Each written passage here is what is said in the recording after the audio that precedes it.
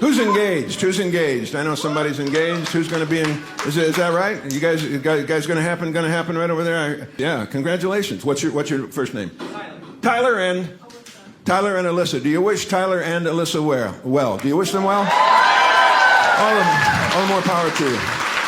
I will tell you this: if anybody honestly believes it's a man's world, cling to those beliefs. But you do owe it to yourself to have a wedding.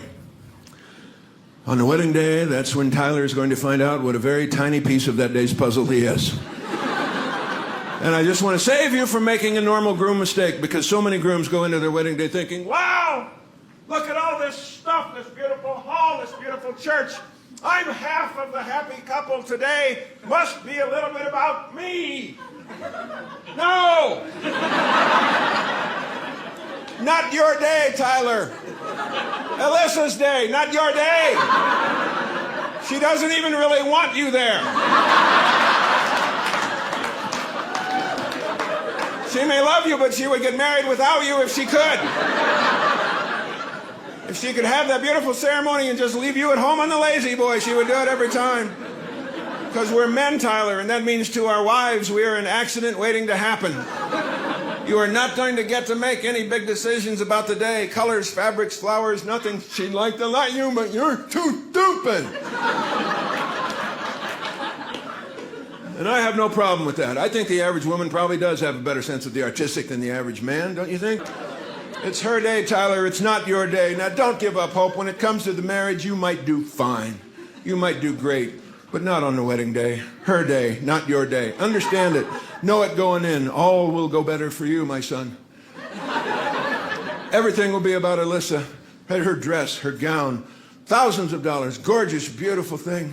Absolutely unbelievable. Thousands of dollars spent on this thing. 5 separate fittings after the ceremony. Alyssa's dress will be carefully clean pressed, folded, sealed, wrapped in plastic, saved and preserved as an altar and shrine for life. Tyler's clothing will be rented.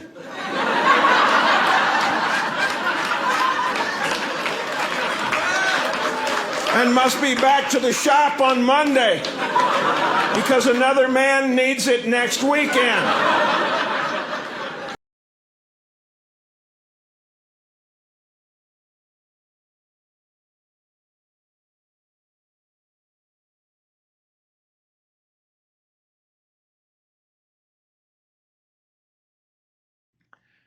When it comes to most controversial issues, there's only one thing that we can be sure of, and that is that we can never be sure of anything.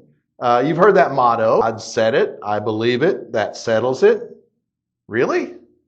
Yes, really, but only if it is applied in a very limited way. If we have the very words of God or of Jesus, as we do in the 10 Commandments, for example, that does settle it until we begin to interpret it and apply it to real life situations.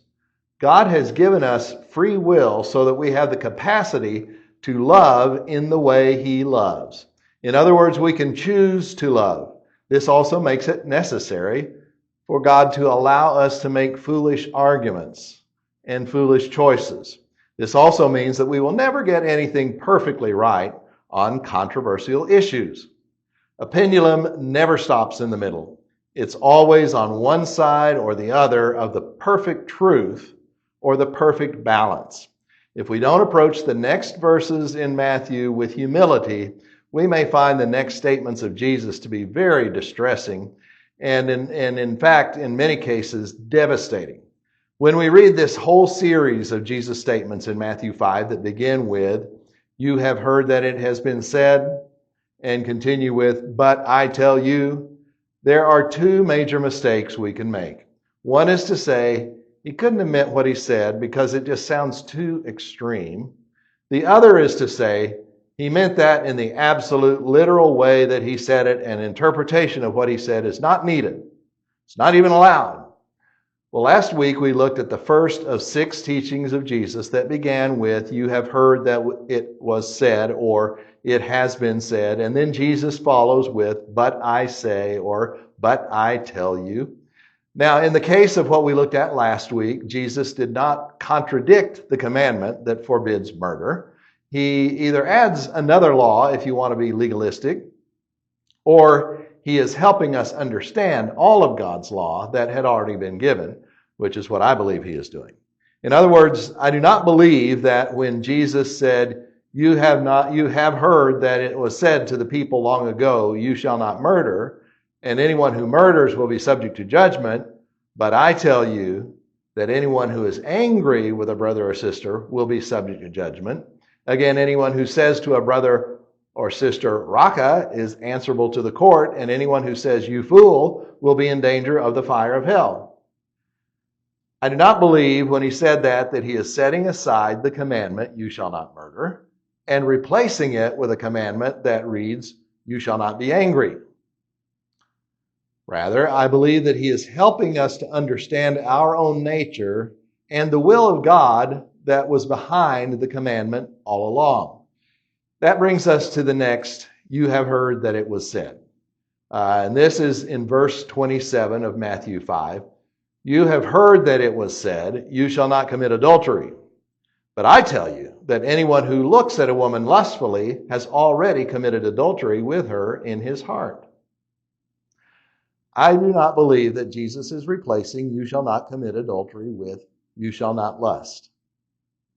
I believe that Jesus is helping us to understand our own nature and the will of God behind the commandment against adultery. Now that's my interpretation. What is not my interpretation, but fact, is the fact that he did not say anyone who looks at a woman lustfully has already committed adultery.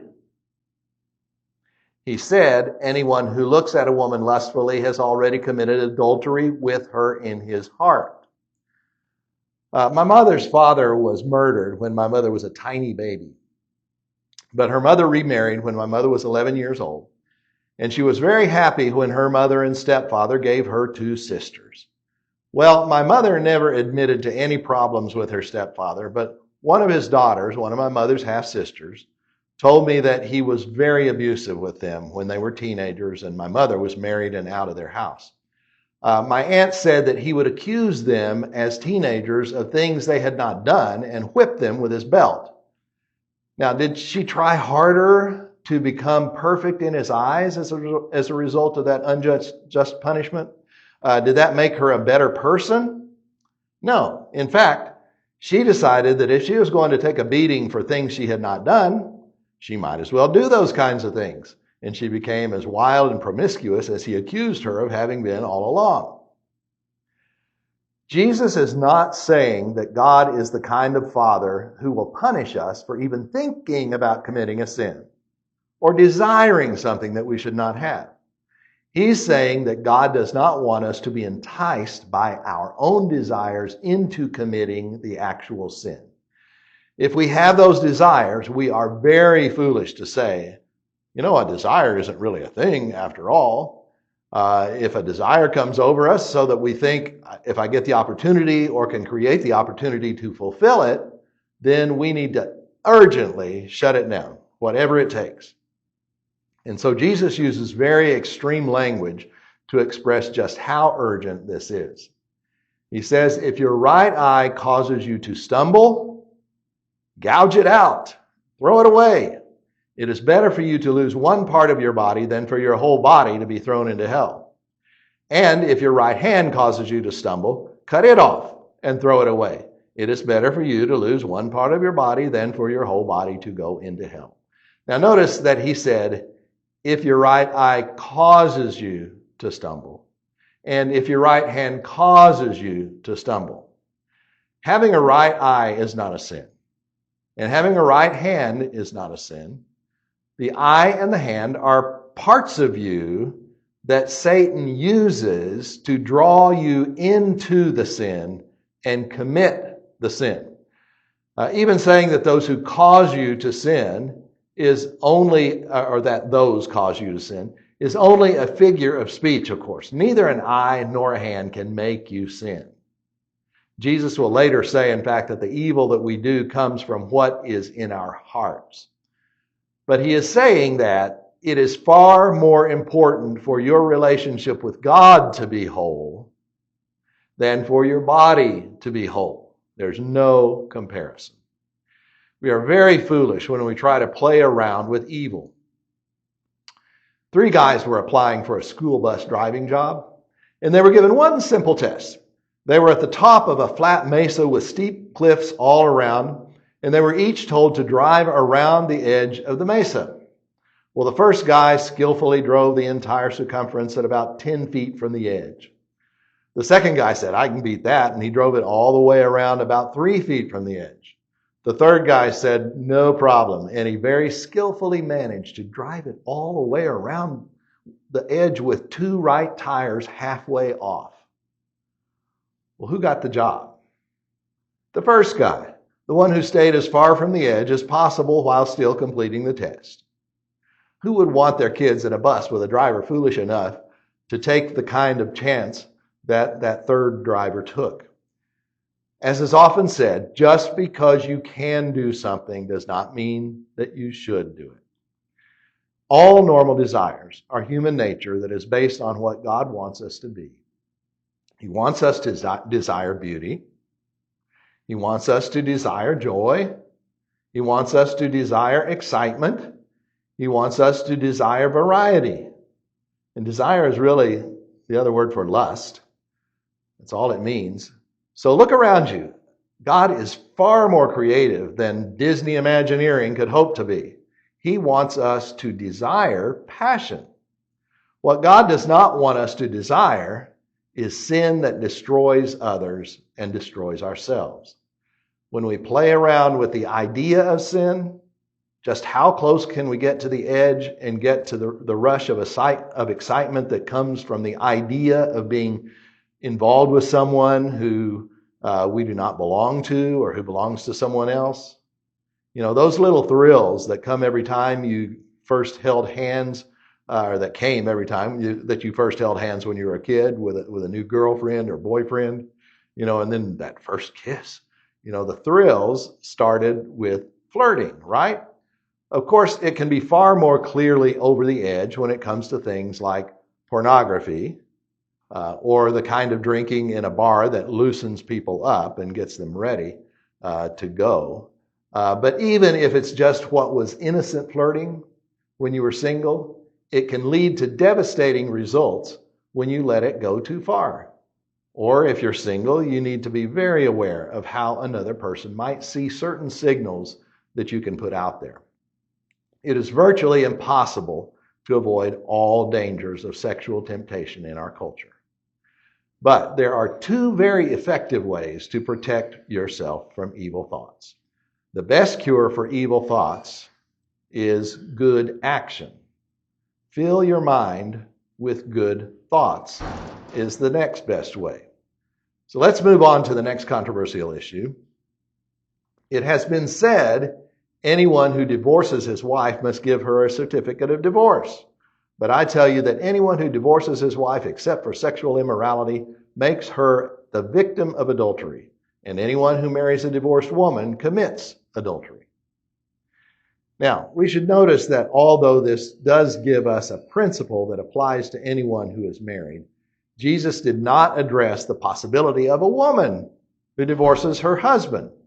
That's because there was barely any possibility that a woman could do that. And it's really because he's actually addressing the abuse of women in their culture at that time. One beautiful saying of the rabbis was, "The very altar sheds tears when a man divorces the wife of his youth." Well, that was a very high view of the institution of marriage. But in practice, they interpreted the law to view a woman as a thing. She was at the absolute disposal of her father when she was young or of her husband. She had virtually no legal rights at all. She could not divorce her husband no matter what he was like, but a man could divorce his wife for any reason at all. So rabbinic law, that scribal law that we talked about last week, said a woman may be divorced with or without her will. In other words, whether she likes it or not. But a man only with his will. The only way a woman could sort of initiate a divorce was if her husband wanted it. Well, they actually did base this on a law in the Pentateuch, those first 5 books of the law. Deuteronomy 24 says, if a man marries a woman who becomes displeasing to him because he finds something indecent about her, and he writes her a certificate of divorce, gives it to her, and sends her from his house. Well, that's not the whole of that law, but they took it out of context as a license to divorce a wife for almost any reason. There was a more conservative school of thought that followed a rabbi named Shammai, and his school defined some indecency as meaning adultery and nothing else. They said, let a wife be as mischievous as the wife of Ahab. She cannot be divorced except for adultery. Of course, men gravitated toward a different rabbi, Rabbi Hillel, because his school said something indecent meant that a man could divorce his wife if she spoiled his dinner by putting too much salt in his food, or if she went in public with her head uncovered, or if she talked with men in the streets, if she was a brawling woman, if she spoke disrespectfully of her husband's parents in his presence, or if she was troublesome or quarrelsome. One rabbi even said that it could mean that if he found another woman more attractive than his wife, he could divorce her. The certificate of divorce was very simple. It said, let this be from me your writ of divorce and letter of dismissal and deed of liberation, that you may marry whatever man you want. All the man had to do was hand that document to the woman in the presence of 2 witnesses, and she was divorced. Now, the wording of that bill of divorcement reveals why God's law regulated something that Jesus condemns and said never was God's will. Look at what happens later in Matthew 19.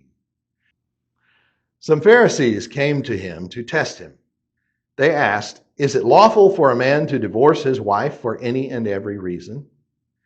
Haven't you read, he replied, that at the beginning the Creator made them male and female and said, for this reason a man will leave his father and mother and be united to his wife, and the 2 will become one flesh. Notice again that Jesus does not speak to women here, but to men. They are the only ones with choices. They have to leave their father and mother and become one flesh with the female. That was God's plan. He goes on, so they are no longer 2, but one flesh. Therefore, what God has joined together, let no one separate. Why then, they asked, did Moses command that a man give his wife a certificate of divorce and send her away? They're using Rabbi Hillel's argument. Jesus replied, Moses permitted you to divorce your wives because your hearts were hard, but it was not this way from the beginning. I tell you that anyone who divorces his wife except for sexual immorality and marries another woman commits adultery. So we see Rabbi Shammai's school of thought was right when it came to a man divorcing his wife, but we also see the explanation of why God gave the rule about a certificate of divorce. It was not permission to divorce her. It was protection for women if and when a husband decided that he didn't want her and chose to abandon his oneness with her. And so that line in the certificate, that you may marry whatever man you want, was for her protection. God knew that men can be total jerks in spite of the law that teaches men and women how to love one another. A woman who was not married had no options but begging, finding a man who would marry her, or prostitution in many cases. A married woman whose husband sent her away would have been in the worst position of all. She was another man's property. If a guy tried to take her in, the legal husband could have him executed. Well, what if she had just run away? See? So she had this certificate to prove that she was free to marry another man. So Deuteronomy 24:1 does not give a man the freedom to leave his wife without her being able to show that he is a free woman. And her ex-husband has no claims on her.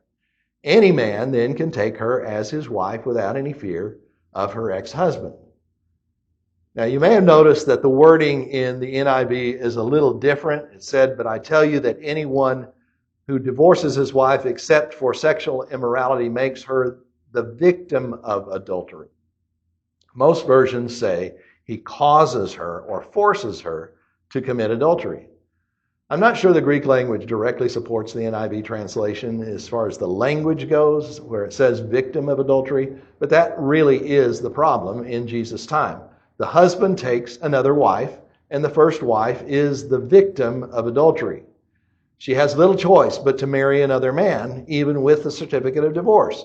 But she is still really the wife of the first husband, as God intended it to be. So the second husband is also guilty of adultery, but she is still a victim.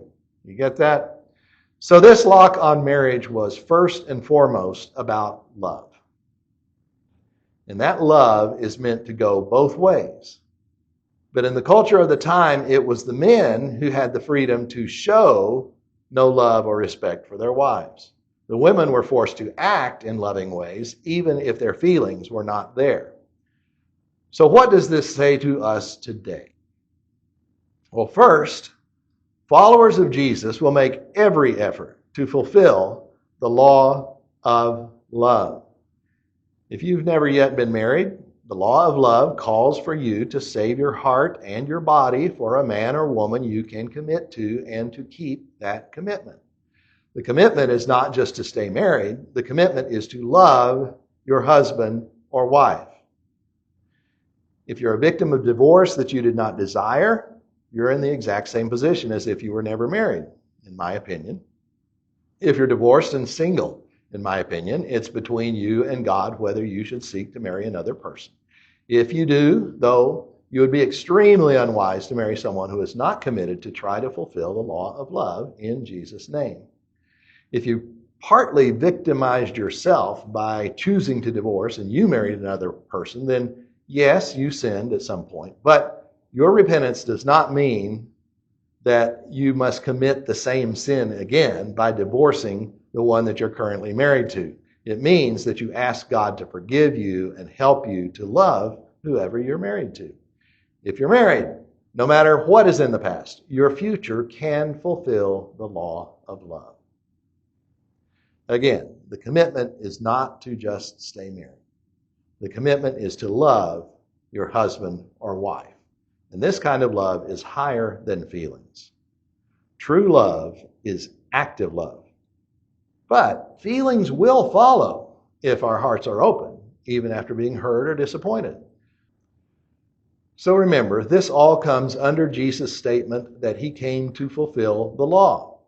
What they had missed was the true law all along, and that was that the law was all about loving God and loving your neighbor. And Jesus fulfilled that law in his loving sacrifice. Now we are the hands and feet of Jesus as we love our neighbors, starting at home.